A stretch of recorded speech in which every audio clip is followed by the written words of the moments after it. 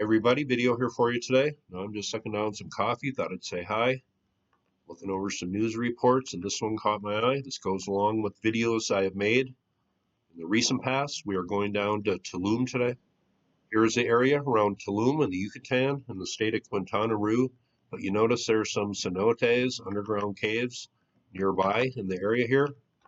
I'm not sure which one of these the study was done in, but let's just read. Many websites covered this story. Here is one, prehistoric ochre mine in Mexico delights archaeologists, and I will leave the link for this below. It says an ancient ochre mine discovered in submerged caves on Mexico's Yucatan Peninsula has given insights into the lives of some of the first inhabitants of the Americas. The site goes back around 12,000 years, and they do have a video here. If you want to check this out, I will leave the link below, as I said, but pretty fascinating story. Underground mine that goes back into the Younger Dryas period. It says researchers in Mexico have published findings over a huge ancient ochre mine lying in caves filled with water beneath the Yucatan Peninsula. In an article published on Friday in the journal Science Advances, scientists said more than 100 dives, totaling more than 600 hours, have been carried out at the site, during which a large number of mining artifacts were discovered. Divers explored some 4.3 miles or 7 kilometers of subterranean passages and 3 separate cave systems.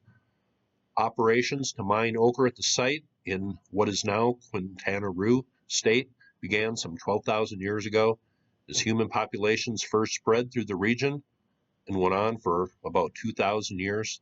Here's a look. Underwater cave where people were mining red ochre back about 12,000 years ago. Here's another look from the underwater site here. It says ochre is an iron-rich mineral pigment that was particularly prized by prehistoric peoples as a substance used for painting objects and bodies, mortuary practices, as sunscreen, and for tanning hides. It is still used today by some people in Africa and Australia, and I've talked about it being used really all over the world. This story goes along very well with the one I did a few weeks ago on Powers 2, the Wyoming site that is 13,000 years old. They were mining red ochre in this area of the world in Wyoming. They were doing the same thing in the Yucatan.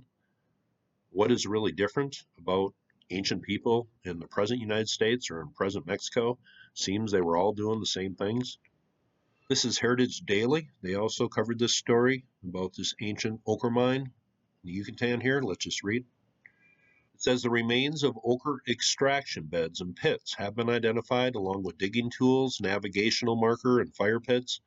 Some parts of the cave complex, the cave ceiling is visibly blackened by what appears to be soot caused by small fires. Here's another area. Little stone mounds were found. It says the study has also found abundance of animal and plant remains that enables scientists to recreate what the environment was like for early Americans.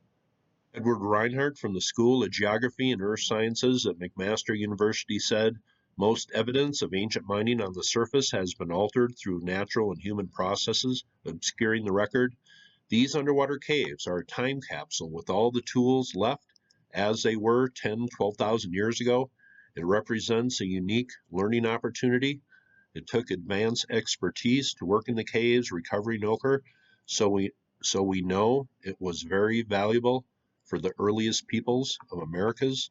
Seems to be valuable for people all over the world, but I will leave this link below. Very interesting. I've talked a lot about flooding and losing sites to dam construction and other things. Well, it seems flooding of these caves kind of preserved this site, so good archaeological work can be done. Swimming through miles of caves, I don't know. I think that freaked me out a little bit.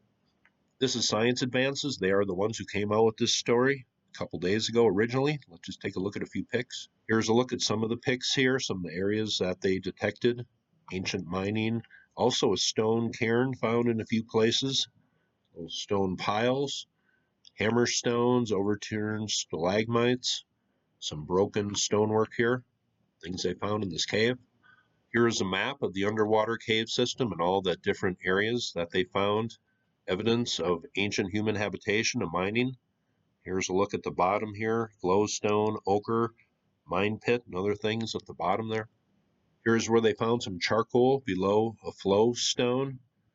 At the bottom here, some post-mining activity was found. Mine spoils, some broken stalagmites and other things here. This is a pretty detailed article. I will leave the link below if you want to read it. But why were people all over the world obsessed with red ochre? Is that just a coincidence, or is there a little something more to it? Well, I wonder.